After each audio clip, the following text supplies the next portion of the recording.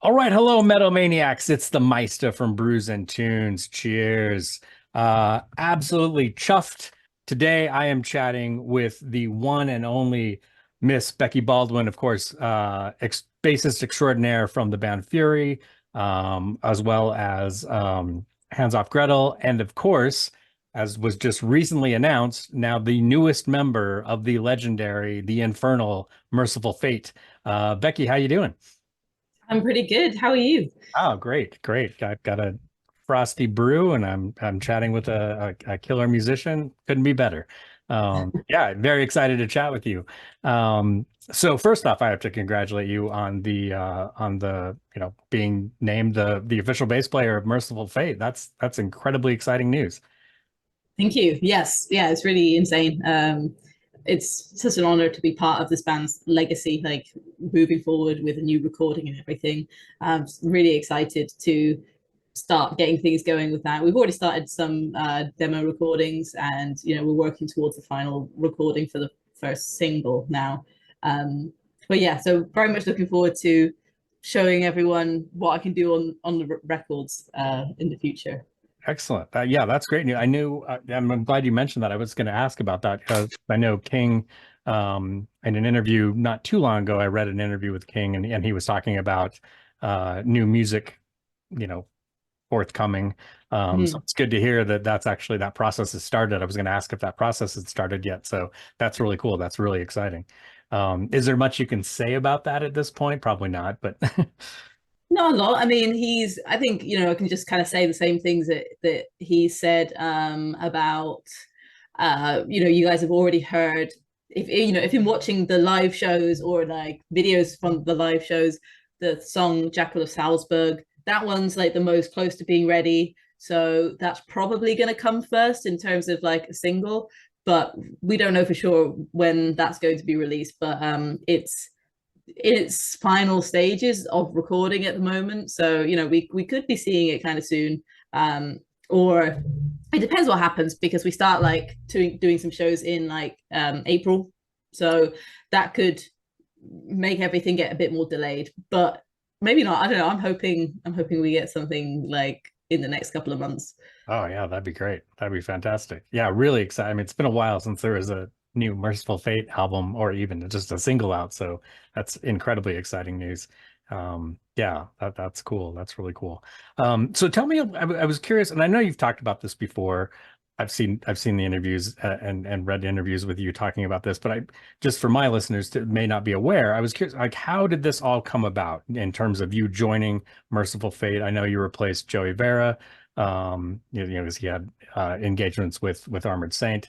So kind of how did that all happen? How did you become part of this wonderful legacy?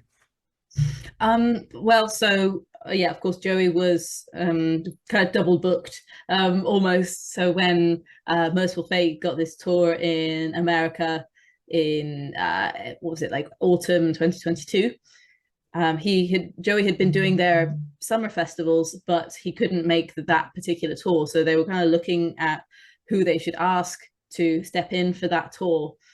And I think they asked like one or two other bass players who couldn't make the timings work and stuff like this.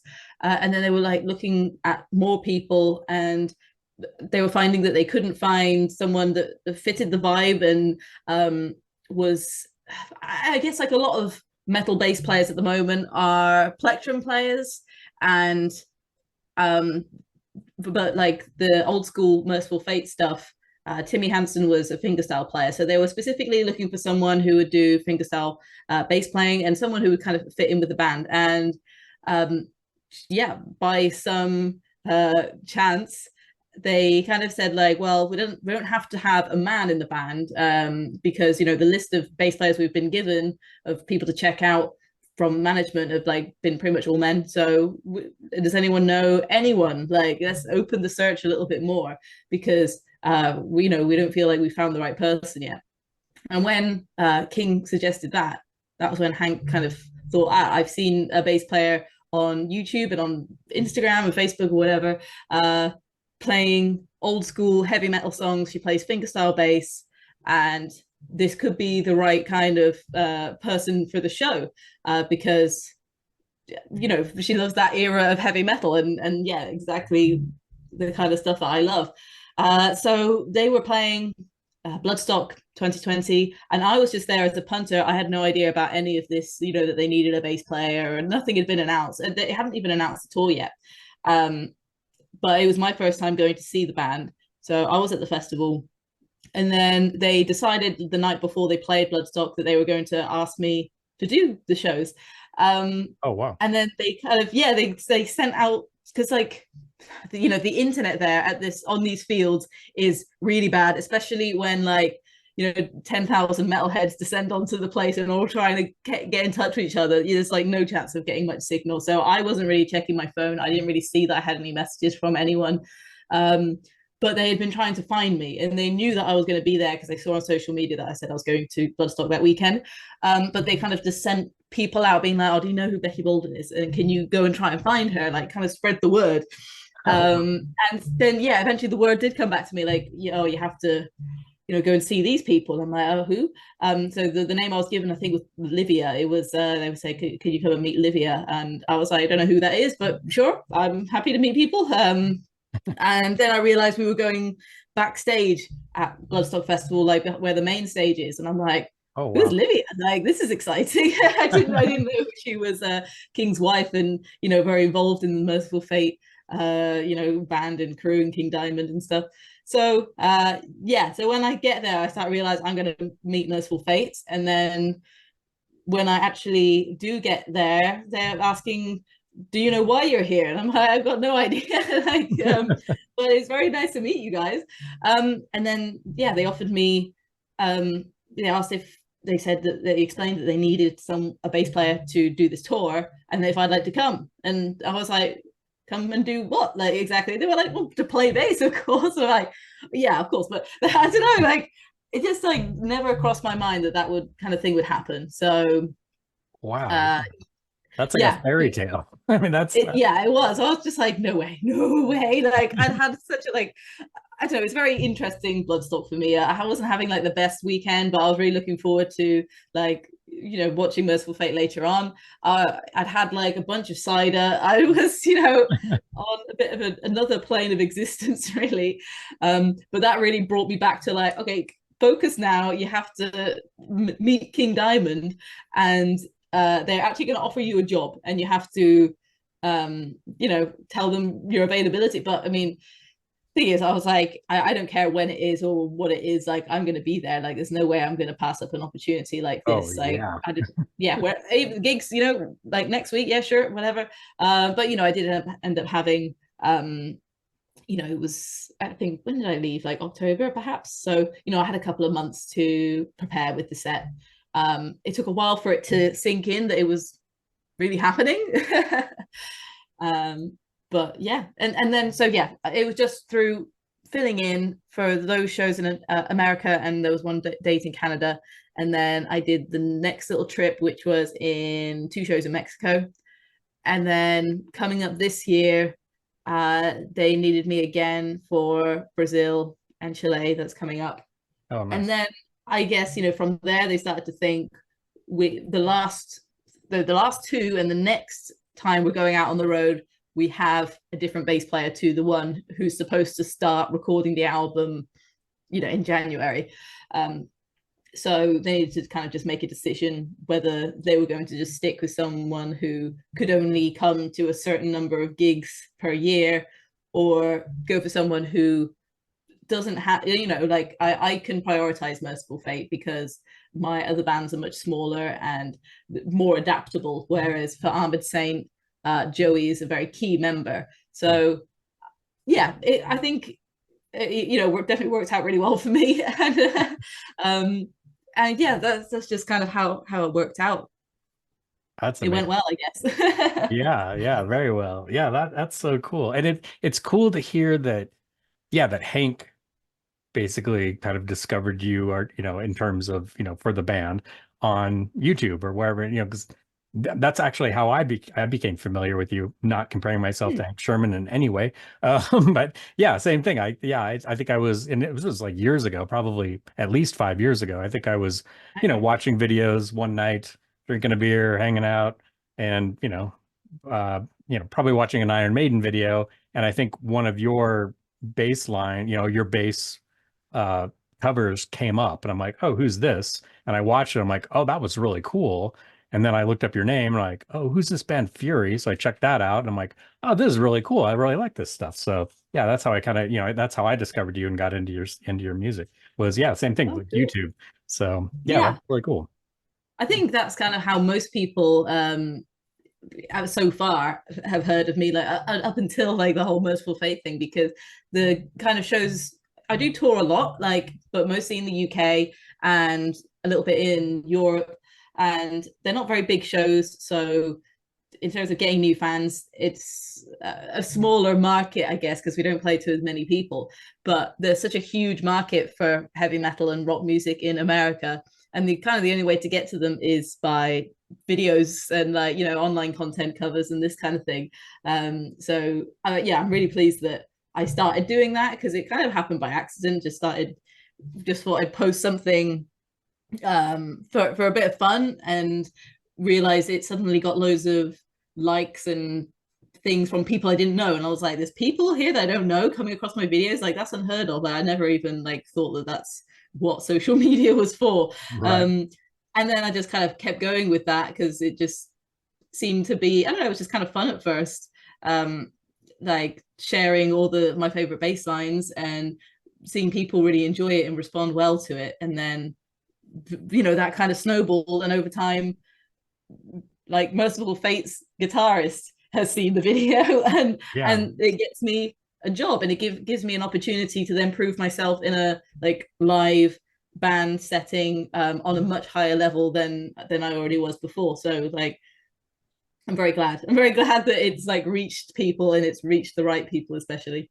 Yeah, that's really cool. I would imagine your friends and family are just they have to be ecstatic. I mean, it's so cool. I mean, just to yeah, like you said, you were in, yeah, a great, couple great bands, but not as well known, obviously, especially worldwide.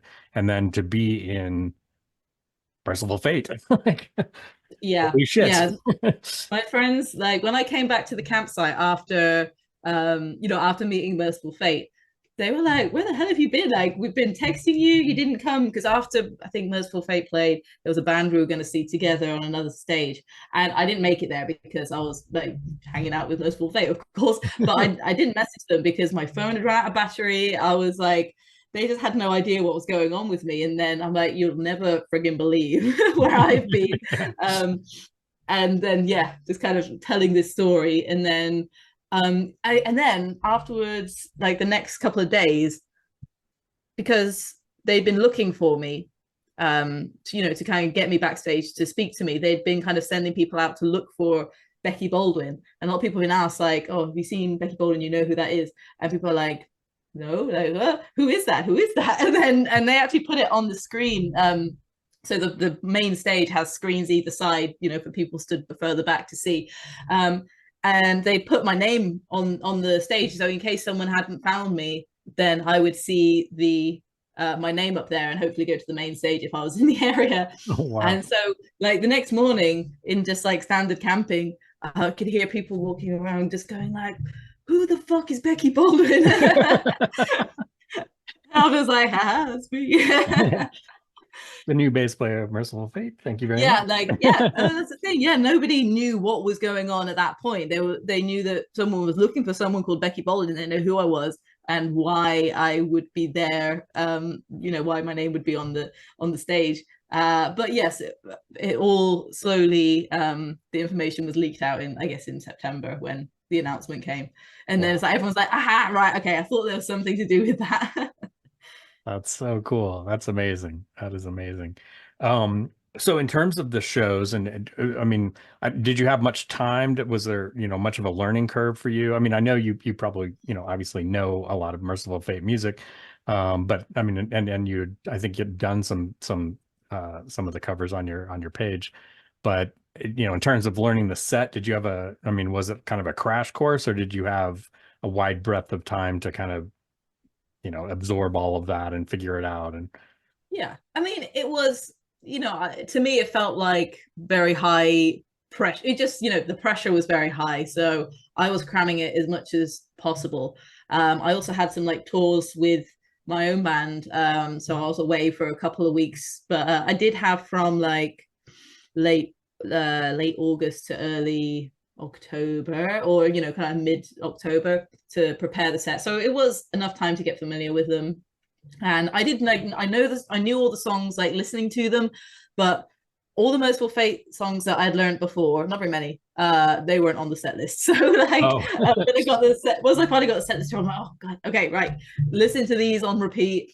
And yeah, learn them. So I just started from just listening to the recordings, and then actually Joey like did me an absolute solid, and he got the isolated tracks from one of their live performances, cool. and yeah, got a mix done where his bass was really loud, so I could hear it really clearly exactly what he's doing. So I know that if on the original recording I can't quite hear the bass in particular bits, if I just follow exactly what he does, everyone's going to be happy. Nobody's going to be shocked when it comes to the first show, because we didn't really have much time to rehearse, and we didn't do any rehearsing as a full band. So I didn't want to Wow. throw in anything that was going to put anyone off, or Yeah. something like that. So yeah, like there was enough time. I would have liked more, but it was plenty for learning that set. And yeah, luckily I knew the songs well. But I think the songs are very I didn't realize how non-standard they were. Like I knew they weren't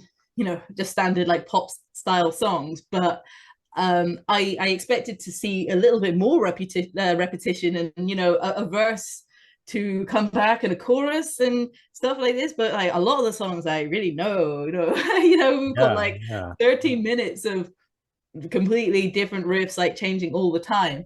And so yeah, that was the main thing. It was more like the structure of the songs that took a while to absorb. And then yeah, I started watching live videos that they'd been playing on that tour, on the European tour. And then I realized that, oh, okay, so when they play live, sometimes they change the structure from the Okay. recording. So like, okay. But yeah, it was yeah, it was a lot of pressure. I felt the pressure mostly because I knew this was like the first opportunity that I've had to really, I don't know, prove myself to a like massive audience, a massive audience, a massive band, a crew. And I kind of at the start definitely felt really out of my depth. Like I don't really know why they've asked me to do this, because I don't have any experience gigging at this kind of level. But I knew I could play the stuff, and as long as I could kind of keep my nerves together, then everything would be okay. And luckily it went okay because I got the job. Yeah, yeah, yeah. That's good. Well, yeah, I'm glad you brought that up. I was going to ask you, I was really curious about the fact that, yeah, that's the thing about, and one of the reasons I love the band so much over the years is, yeah, like, as you said, it's not your standard, you know, it's not standard, it's very complex. It's not chorus, Mm. chorus, verse, or verse, verse, chorus, verse, verse, chorus, solo, verse, it's very complex music. So were there any tracks where you're like, holy shit, this is incredibly difficult? Like, I mean, and you're a professional, you're a great bass player, but I mean, were there any like, wow, this is much more complex than I realized?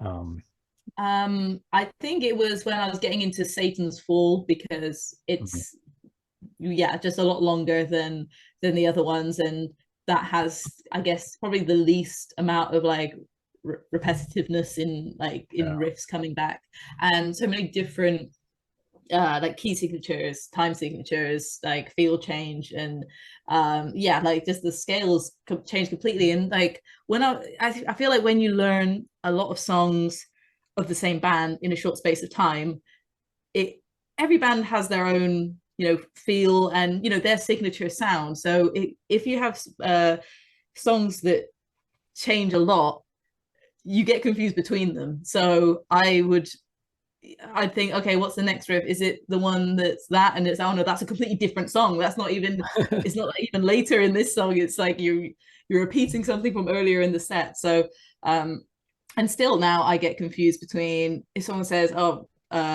if the set list says corpse, I'm like, corpse, right? Okay. Curse is similar in a lot of the same letters as Right. when I can say it says curse, curse of the fairies, corpse, corpse without soul, and they'll be kind of in a similar place in the set, and then I'll be like, right, okay, which one's which again? And I'll have to sing the chorus, and then I'll be like, oh, okay, and then go back to the start and try and remember which one it is. And also, I think because those two plus Into the Coven, so Coven, corpse, and oh, I've forgotten the other one, curse, all begin with C, have vowels and R's in them, and in my head and they were all in the Metallica Mercyful Fate medley Oh, cover that's thing, right. so That's they right. all like merge together in my brain because I heard the Mercyful Fate cover, the Metallica medley, before going back and discovering Mercyful Fate. So yeah, that that's one of them that like That makes I think more like getting confused between parts and songs is it more so than really being worried about a bass line being too technical or anything like that. Yeah, that makes sense. Wow. Yeah. Yeah, I could, and especially, yeah, like as you said, on a set list, because oftentimes, what's put on the floor for you is just, like you said, one word. It's not the entire Yeah, title of the song. It's like, okay, what am I playing right now? Yeah, I can totally yeah. see that. That And makes I sense. always, when I've got like my own set list, I'll write the first note because once I play the first note, I'll be like, oh yeah, okay, like, Oh, smart. and so yeah, eventually over time, like maybe like 5 gigs in, I didn't have to do that anymore. But I yeah like to do that with most every band that I play with. If I'm unfamiliar with a song, I always, just in case you panic in the moment and you're like, oh, what is this? Oh, hang on, I've just forgotten it completely because like just the pressure of the situation. If you can play the first note and you hear the counting, suddenly those things start to make sense and you start remembering the song. So yeah, I'll either write down the first note or the first note and who starts it just to make sure it's not me. Nice. The Um, count in goes and then I'm just like, oops, okay. oh, it's me. Oh, sorry. Do that again. You mentioned what also kind of circling back, you mentioned one thing that you found a little, maybe not confusing, but was a little daunting maybe at the beginning was, yeah, like sometimes they changed the structure of the songs for the live sets. I was curious when you say that, was there any, maybe especially later as you kind of got more used to the music and played more shows, was there any wiggle room for you to kind of branch out a little bit and do some different things on the bass, or was it kind of more like, no, you need to play it exactly like, like Timmy played it, or you need to play it exactly like this, or were you allowed to, or are you continuing to be allowed to play, kind of give it your spin a little bit? Is that allowable or not? I'm curious. They've never said anything, so I think especially for the first tour, I a lot of it was interpretation because I first listened to the original with Timmy's recordings, then I listened to Joey's ones, and so I could hear where they were different and like, okay, that's just a fill that I could throw in kind of as long as it fits, as long as it's similar feel and similar notes. Like it doesn't really matter what it is as long as it seems right. So I've never felt like I couldn't branch out and do something a bit different, but I guess whenever I've spoken to King and Hank and they've like I've told the story about how I got selected, they've said the way you play reminds us a lot of Timmy Hansen. So that makes me think, well, they want something that sounds similar to what like Timmy did. So that's good. So I'll do that. But also your style is already very reminiscent of what he would do anyway. So whatever you feel is right is probably still going to work. So I Nice. don't think, they've never said, oh yeah, I heard that fill that you put in, don't do that again. That they've never said that to me. And yeah, I don't know whether it's because they just didn't notice it, or I don't know whether they kind of are interested in changing things up a bit more. But I don't know, I think of the fans that you have waited like 25 years for Mercyful Fate to come back to the live setting, and I aim to make it as true to the original as I can, really. Like, now I have more time since that first tour to deep dive into the songs, which I've been doing. If you've seen, I keep posting more YouTube Yeah. covers of the other songs at the set. Yeah, so I'm spending more time to transcribe the whole song, and then record it and show people exactly what was on those recordings. And yeah, that means when I go out with the next, it's going to be even more like the original. And and I guess I could just leave open to interpretation and throw in some different things, but I want to aim for as close as I can get it. And if I forget the particular fill, I'm pretty sure it's going to be something very Timmy Hansen flavor coming out anyway. Right. Yeah. Yeah. Yeah. I mean, I think that's cool. I mean, yeah, it's a nice balance, I think, with and I unfortunately I have not seen the band live apart from videos. But I think, authenticity wise, it sounds, especially the bass work, I think you've nailed, like you're really, I think you've captured the essence of Timmy for sure. It's almost like you've channeled him, which is really cool. Yeah, Thank you. yeah, and your videos too, like the yeah, I think you posted it pretty recently, like in the last few weeks. The corpse, Mhm. without a soul, and whew, man, that is smoking. That bass line sounds Yeah. great. Sounds great. Yeah, I want to finish off the rest. My aim is to finish off the other songs and post them before I go to Brazil in April. But I don't know if I'm going to have time because Satan's Fall, I haven't even started like transcribing, so that's going to take a while. Nice. Um, so I was curious with the upcoming album, the new new work you guys are working on. So are you part of the writing process as well? In so much as I will write my bass lines, they've not really given me much uh you know set thing to do. They've just I've heard like Timmy's demo bass on one of the songs, and uh but Hank was kind of like, I'm interested to hear you do like more, like the demo bass that Joe recorded was like on purpose a safe option because they wanted to record the vocals over the top and then maybe revisit the bass and see if there's anything else they could do. So yeah, Hank has been very much wanting to hear uh, more variety in the bass. So that's the kind of writing that I'm going to be doing. So already hearing a demo and a song that's pretty much finished, and then adding my bass parts and my take on my instrument to that. Oh, So not really writing songs, but yeah, writing my own parts. okay, cool. Very cool. Is I've always been curious about this with and maybe it depends on the song, but and and and the album too. Mhm. With this new album, does it start with Hank with a riff, or is it a King concept, lyrically? Kind of where did the song start in terms of the So band? I don't know enough about what lyrics have been put together to know if there's an overarching concept to this album.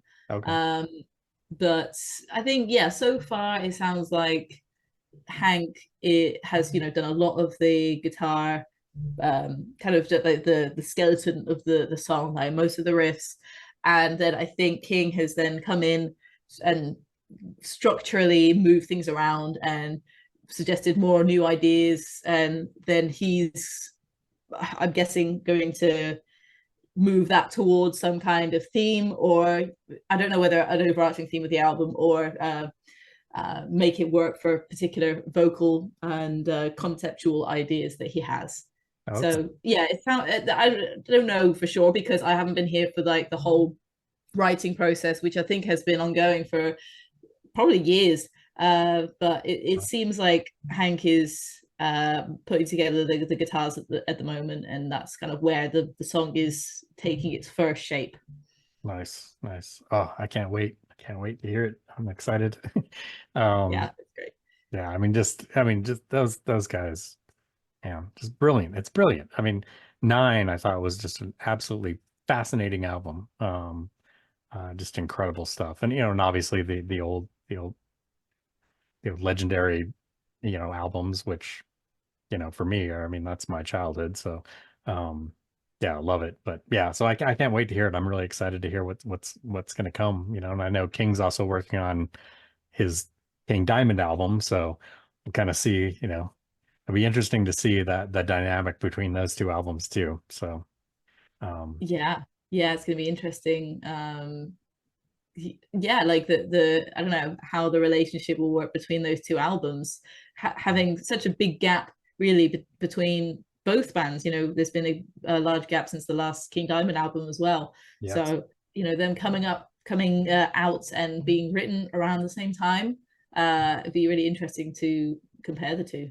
yeah, definitely, definitely. So you mentioned, you've got Brazil, and was it Chile? Is that where you're going? Yeah.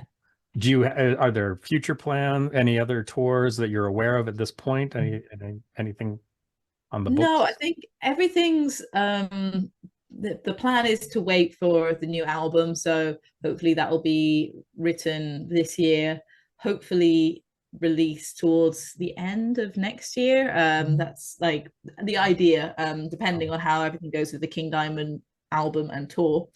And then we'll be touring after that new Merciful Fate album comes out. And I'm really looking forward to that because that should be quite a big one, like hitting a lot of new places that haven't been visited by Merciful Fate for a while. And yeah, no, yeah, so that'll be our next big thing. I think until then, little things could come in, like just little short stints here and there, like the kind of South America thing that we have this year.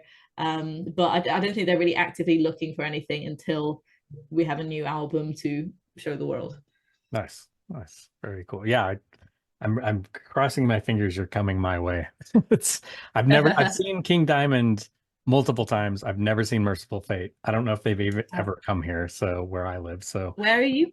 I'm in Utah, Oh, okay. in the US. So yeah, I've seen King Diamond multiple times, and it's always been phenomenal, phenomenal Mhm. shows. In fact, one of my favorites was he played on Halloween, in Salt Lake, and that was amazing. That was, to see King Diamond on Halloween and play the song Halloween. I'm like, this is the greatest night ever.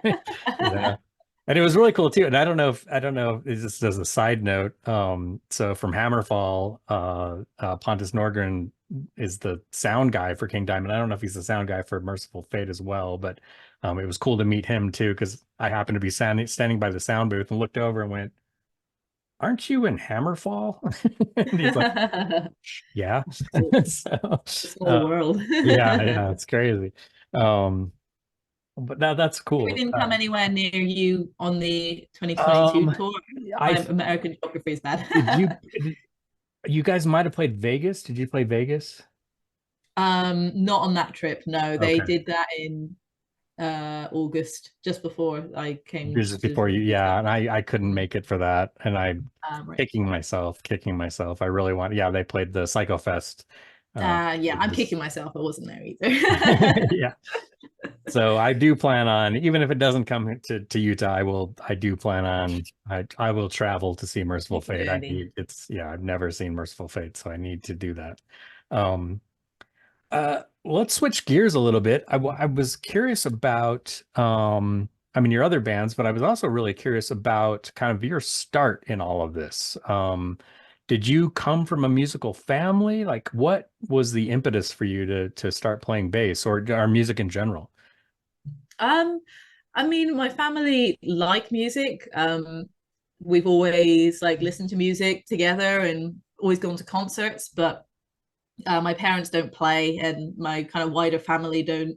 Nobody's like musical or creative, like industry or anything like this. So yeah, it was a bit different for me to kind of pursue that kind of thing. It felt very, I don't know. I think they were a bit unsure about like it was just the best thing to go after. Like that's the thing we can really do to help you, and we don't know how you know, you hear all like the stories about how bad like music careers can go, even if they go well, like they can Mm. like have devastating things happening. But yeah, we always listened to music, and myself and my sister were both interested in like playing various instruments. But I kept trying at the piano. I'd always like pick it up for a few months and then get frustrated and bored and like not want to practice it. But when I discovered like hard rock and heavy metal music, um, when I was like 11 or 12, then I was like, hang on, like this is like a very keen interest. It wasn't just like I like this music, and I was like obsessed with it. And I was trying to figure out what kind of instrument I wanted to pursue, because like, you know, keyboards weren't just cutting it anymore. um, and you know, some people around me, like my sister and some friends at school, started playing guitar, and I wanted to be involved, but I didn't really want to copy them. I wanted to, you know, do something that was like a little bit different.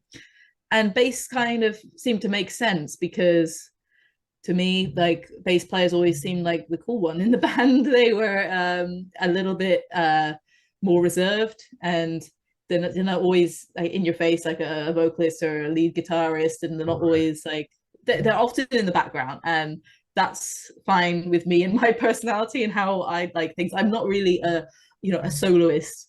I'm definitely an ensemble kind of player. I feel very, I don't know, weird and exposed when I play bass on my own with an audience or something. So I'd rather, I like to be in a band situation playing along with other people. So yeah, that's why bass works out for me. And then, you know, I had no problem with keeping to a practice schedule and routine after that, because I was just obsessed. I wanted, um, you know, every music book. And then once I kind of got my head around that, like the internet was, it was very easy to find like online tabs and stuff. They weren't very good tabs, but I could at least practice them and practice the movements.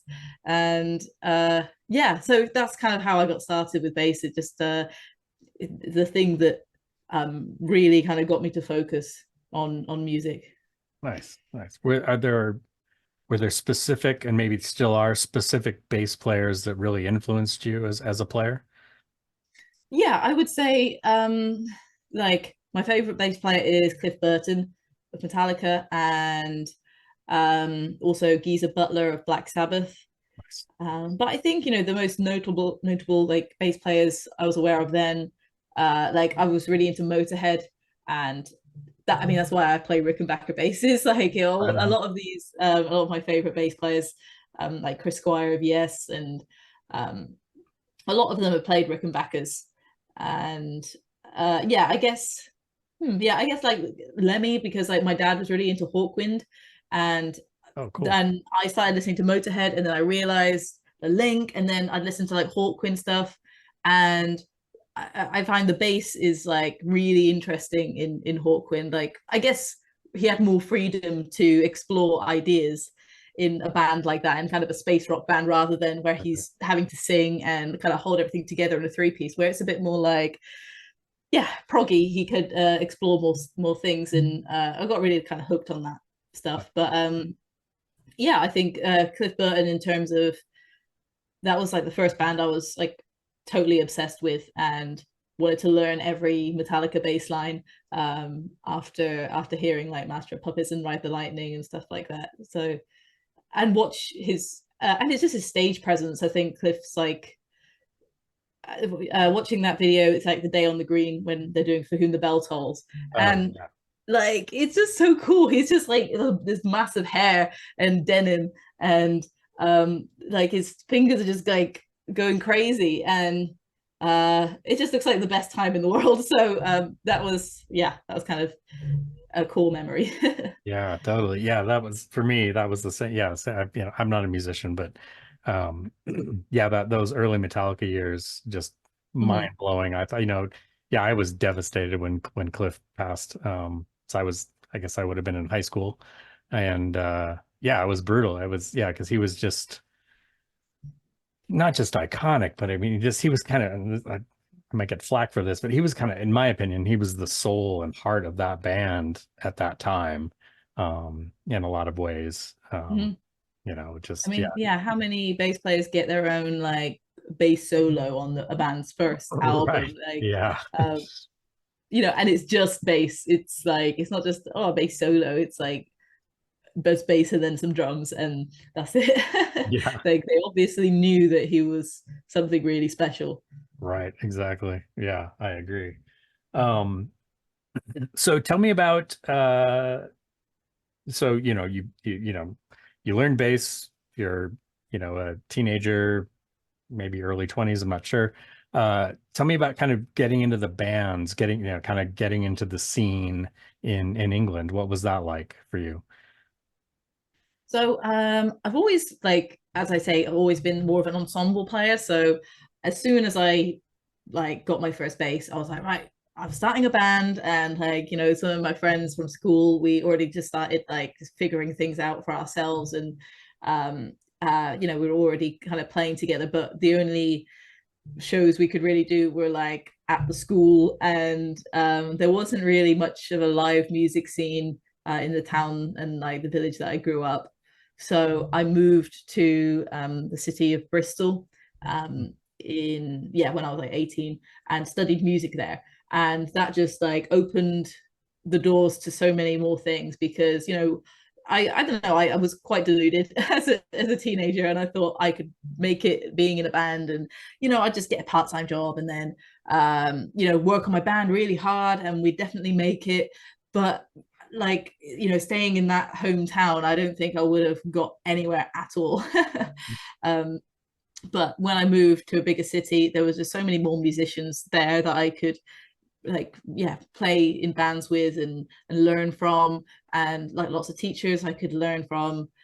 And you just having that network that's just a bit bigger, and uh as I just said, like people you can learn from and people who can help you, and just nice people who have helped me along the way to uh, to just try new things. They've like trusted me in their band, so many different styles as well. Like at one point I was playing in 7 different bands, like Wow. covers, blues, folk rock, funk, jazz, metal, punk, um, all at the same time. But none of these bands were particularly busy because they were all still just starting off, and I wanted to give as much time as I could to music and being in a band because it was all I wanted to do.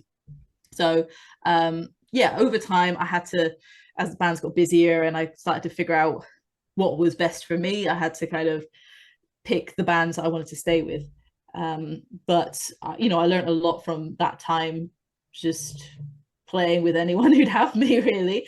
And I think it's made me good for situations like the one with Mercyful Fate, because I could learn the set quite quickly, and I don't need to know the band members very well as musicians to kind of fit in and not feel weird about being new, because I was often the new person. I was often standing in for someone and not really not really knowing exactly what I'm going to do, but just figuring it out as I go along. And that's what I've always been used to, so it was a very valuable lesson. And from then moved to Birmingham about 10 years later to be closer to my bands that were based further north. And just kind of getting to know people in the scene, that sort of thing. It's all about people, like I think whenever someone says, oh yes, I've done all this and I did it all myself and I worked super hard and I made it, and that I think yes, you did work hard and you did it off your own steam, but there are so many people along your journey who have helped you and given you advice or given you a chance, and that's what kind of makes your career. So unless if you're good at or at least like open to meeting people and open to collaborating, then it's just not really going to happen. That's always been my motto, to kind of branch out as much as possible and give everyone a chance, give everyone the time of day. And because you never know what you're going to get from it, what kind of lessons you'll learn, and who's going to help you in the next stage of your career. Yeah, that's good advice. I like that. That's a good philosophy. Um, so tell me about so you joined uh Fury in like 2017, 2016, 2017, I believe. Uh Yeah, it was like the end of 2017. Yeah. so yeah, tell me a little bit about that. And that band had been established for a little while. I think they started in 2010 around there, and you joined 7 years later. And of course, you're on the last two studio albums as well as the last live album. The uh, my brain just shut down. The Grand Prize, sorry, and the Grand Prize live, and of course, the latest album was Born to Sin. Stellar album. Love that. That's Thank you. what a great album, especially the bass work on that. Fantastic. Yeah. So tell me a little bit about Fury, joining Fury. Like, were these people you knew? How did this come about? Uh, so yeah, pretty much like everything that has kind of come about in my life. I started as a dep, um, and yeah, so I think I met them back in like 2011 or something when they were like touring their first EPs. Probably I was in a covers band, like a heavy metal covers band called Metalhead, and we needed a support band because our set list wasn't long enough to do the full 2 hours that this pub hired. It was like our first gig, and we were like, oh, they want to play 2 hours, we don't have 2 hours.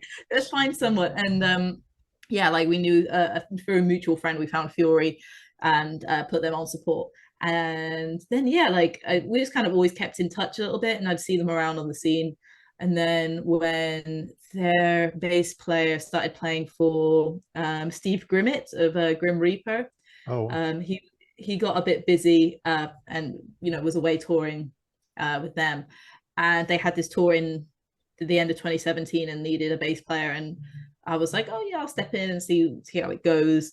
And I just had the best time. Like it was so much fun. I really, once I like learned the songs and did a couple of weeks touring with them, I realized that I was having a great time playing the songs. Really loved the songs. Had a great time with the people, and it was it's just the kind of music that I like. It's very old school, very like influenced by Maiden and Metallica and stuff. So after that, their bass player was kind of having cold feet about the band in general. He was like still very busy with Steve Grimmett, and so he was like, oh, I think I might be leaving, and they were like, that's fine, we found someone. And so yeah, so then I stayed around with them, and we had a whole lineup change after that. Like, so I think I was the first. Actually, well, I think we had like we swapped guitarists a couple of times during when I was depping, and there was just this whole time of a lot of uncertainty. I was new, then we got a new drummer, then we got another new guitarist swapping around. So it was like a whole new band other than the singer. And then over the next like 2 albums, we've gradually started adding more like backing vocals to the like just how the like compositions and the production of everything. And I think it's probably like a bit of an effect of COVID, because we released the Grand Prize, the first one that I was on with them, during COVID, and we had no opportunity to gig them. So it kind of meant like we had loads of time. Whenever we did have a show, we'd do like a live stream or something. Everyone had time, and all of our friends had time, and we were like, well, why don't you come and sing extra backing vocals, like to our friends, just be like, yeah, do you want to come and join in? It will just be fun, because we've not done anything fun for like 6 months at this point. And so we start adding in extra guest musicians and stuff.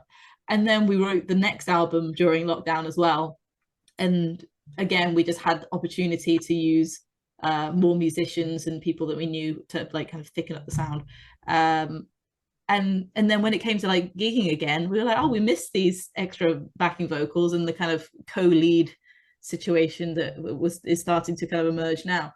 So since then, was it last year or the year before, Naya, when the backing vocalist, joined as a full-time vocalist, co-vocalist, so co-lead, sharing the vocals now with Julia. So it's like a completely different band to what it was in the album before, which was 2016. A lot has changed. yeah, I was gonna say, yeah, because she joined shortly after Born to Sin, right? I think. Yeah, so she's on Born to Sin. She recorded on, I think, 9 out of the 10 tracks, like backing vocals.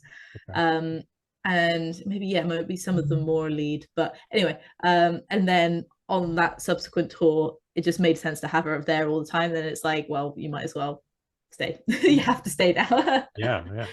Are you guys working on new music at all, or is there a plan for a new Yeah. album?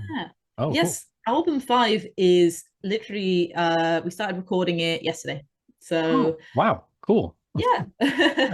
Yeah, our drummer Tom went into the studio yesterday and today and apparently smashed out all the drum parts. So um next I think I'm doing some like demo bass or something. I think they want me to record like some bass to the drum tracks first. But hopefully I'll get that done before I go with Mercyful Fate, and then yeah, the guitars will get done, and then I'll do my final bass maybe after Brazil, and then yeah, we'll have a new album maybe this year.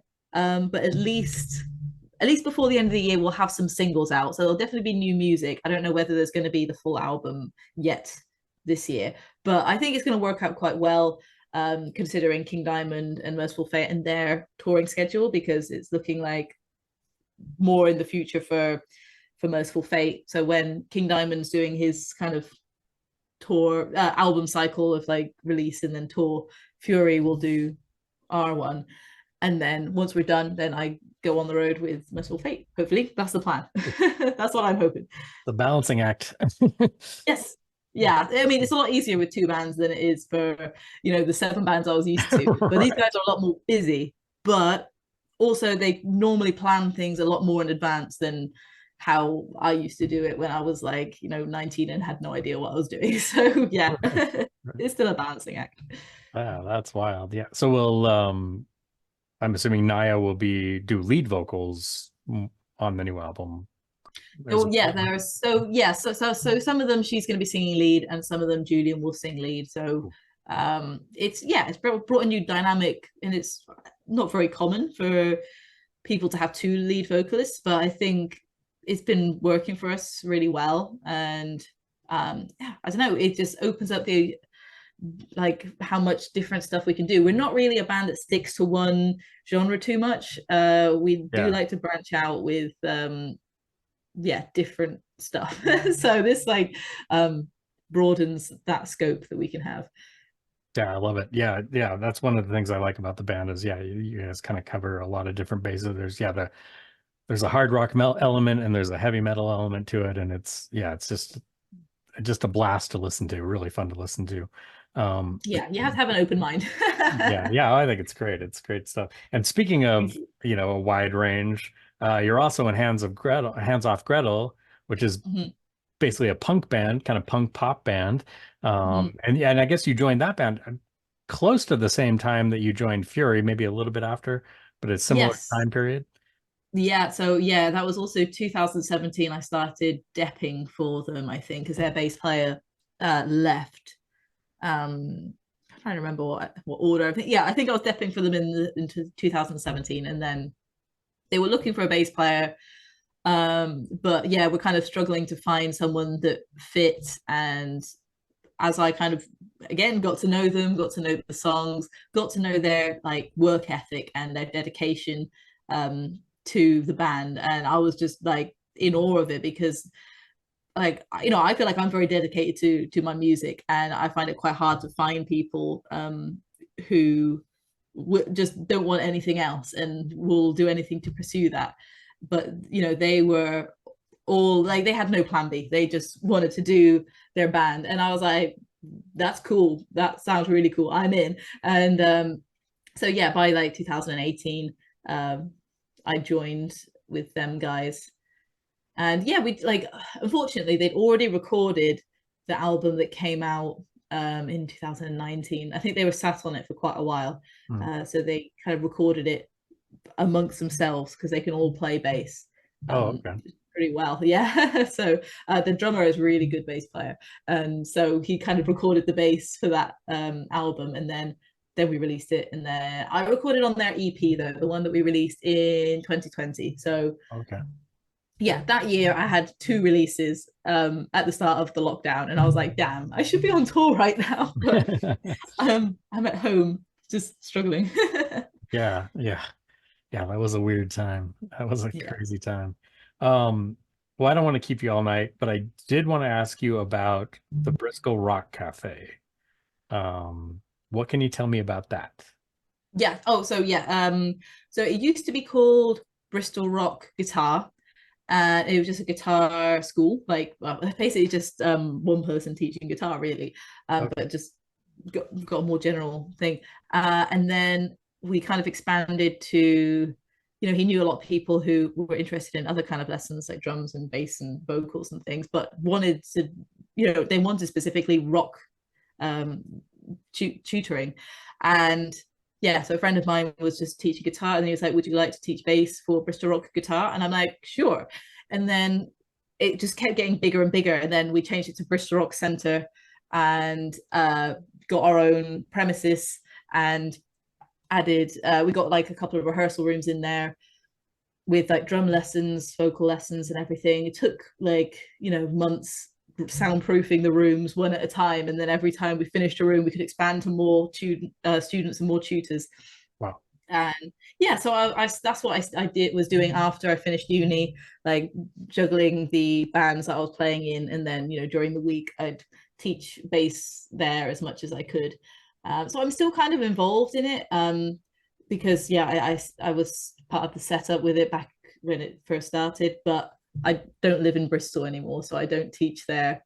But yeah, occasionally I go back for particular like some events and things like that. But it was a great time. Like we formed a great community because the students we would all speak to each other as tutors and be like, oh well, this student is into this kind of bands, they're this age, and do you know anyone who would want to play drums with this guitarist or bass with this person? And we'd put together bands, and even like kids that were really shy were just like, you have to play, like, and just kind of give them the encouragement to just get on stage and see if they like it. And they always loved it. Even if they felt nervous, they'd want to come back for more. So we put on just mostly events for like parents and stuff to watch them. But we had a lot, actually. Like I feel like most of our students were adults, but Oh, always wanted to play guitar and never quite had enough time to put into it until they were a little bit older, and their kids were already kind of looking after themselves now, so now they can start really playing guitar again. And so we had a lot of bands that were starting out like that, and they just wanted to play the old school punk stuff, and I loved doing that. It was great. nice. That's cool. Do you, I mean, obviously you're not there anymore, but do you still teach at all? Are you still doing any Yeah. events? Oh, okay. Yeah, so like during like the lockdown and stuff, I started teaching online like over Zoom and things like this, Cool. and adapted. Like it took a while getting used to it and how to really do it, but yeah, I adapted to kind of doing it online. And now since I've moved to Birmingham, I can just teach from home. And but now it's great because my students are all over the place. There's a lot in America actually, and there's no problem with like distance, and people can do it from the comfort of their own homes. And it's great for me because I find the students that really want to like learn from me. Um, Whereas when I was teaching at Bristol Rock Center, it was a lot of kids who, they maybe their parents are pushing them into doing lessons because they want to get them to like stop playing video games for like an hour a week. Like, please do something else. All right. Like, try and learn something. And, they'd not be interested. And I'd be like really trying to get them to have some kind of epiphany about how great like Master of Puppets is or something, and it's just not happening. So that would be kind of the frustrating element of it. Whereas like now that's all gone because everyone who wants to learn from me, you'd only really want to do that if you want to learn like heavy metal, and if Right. you actually are interested in getting better and actually want to work on it. So yeah, like I really enjoy teaching still, and but I just have kind of a small number of students, and I also I've been trying to move more onto creating lessons, like video lessons and transcriptions, as I've already mentioned. And I put that on Patreon. So a lot Okay. of people who learn from me, like learn from me in their own time. We don't have to schedule a time that works for us both. They can just like watch one of these video lessons or playthroughs and kind of go from there. So that's kind of what I'm trying to push more towards now, like the whole Patreon thing, because it makes it a lot more affordable for them, and I can fit it around my schedule, which sometimes gets very hectic, and like this can be a lot more flexible. Yeah, it's about to get much more hectic, I'm sure. So Yes, yes. yeah, that's cool. That's a good thing. That's really cool. Um, well, Becky, this has been an absolute pleasure chatting with you this evening. Thank you so very much. For those of you watching, look in the description below. I have links to if you want to check out Fury, if you want to check out Hands Off Gretel. Hopefully you are already aware of Merciful Fate. If you're not, you've been living under a rock forever. There's also a link to Merciful Fate. And then also check out, there'll be a link also, you can check out Becky's YouTube channel, which is amazing and so fun to watch. So many cool bass lines to watch, covering different songs. It's really fun to watch. So that'll be on there as well. So Becky, thank you so very much. This has been fantastic chatting with you. Thank you. Yeah, thanks for having me. It's been great. Cheers. Cheers.